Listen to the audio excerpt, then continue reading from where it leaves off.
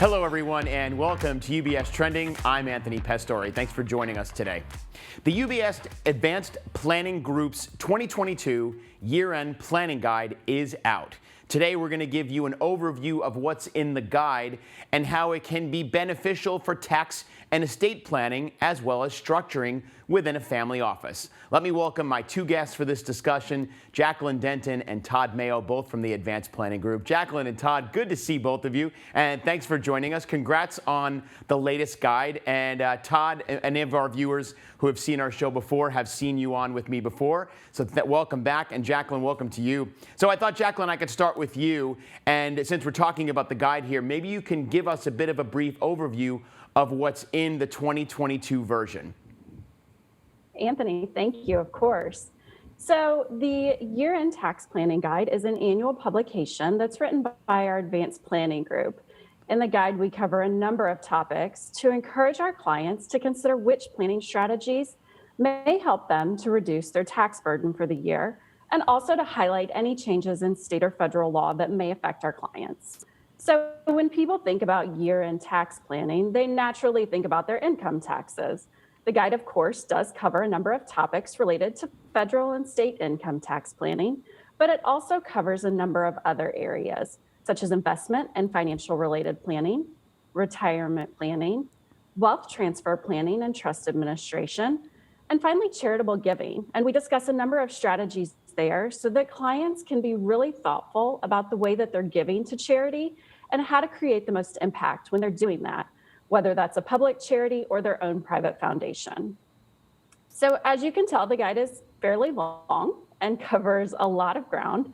So our goal with the year-end planning guide is really just to spark conversation and encourage clients to consider which of these planning ideas resonate with them and that they may want to explore further to benefit them and their loved ones.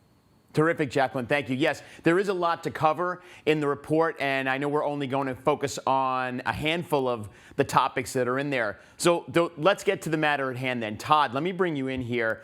When you're looking at the guide and you're writing the guide, what would you say is a particular concept within the guide itself that really stands out to you that you want to talk about with our clients today?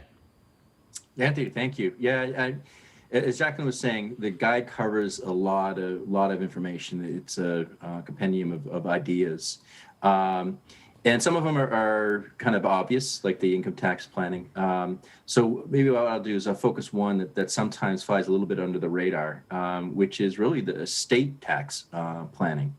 And over the past few years, as people have moved around a lot, in part because of the pandemic, some of these issues have become a little bit more acute. But we have both the state income tax as well as for some folks, state estate tax consideration. So on the state income tax front, one of the things for folks to think about is whether because of the time that they're spending in particular states, whether they may become an accidental resident in that state. And certainly, the rules from state to state vary. Acquiring property, owning property, or renting property in a state can change the equation in terms of whether you'd be treated as a resident in one place or not. So there's a lot of things to think about. Similarly, on the estate tax front, there are some states that impose their own state estate taxes. So when you pass away, you may be subject to a tax in that state. And as people are buying properties and acquiring assets in different states, that may become a part of the equation for them, thinking through whether there's some additional estate planning they should be doing. And then maybe even at a minimum, just avoiding probate through the way that they own the property. And then larger is just looking at residency, maybe being intentional about changing residency and what's involved. And usually that's somebody moving from a high income tax state to a low income tax state.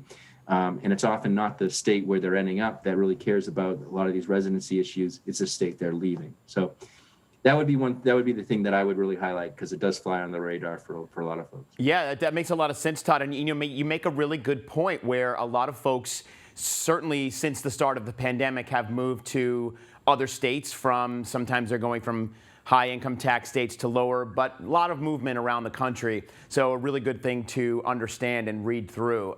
Terrific. Thank you, Todd. So Jacqueline, let me ask you, similarly, when you're looking through the guide and writing the parts that you're taking hold of, what would you say is the concept that really stands out to you? You know, Anthony, I think for me, it's probably family meetings. I think with several big holidays coming up toward the end of the year, I really think that this is a great opportunity for families to consider holding a family meeting. You know, these are a really great way for families to remain connected, to learn from one another, and to make important decisions together.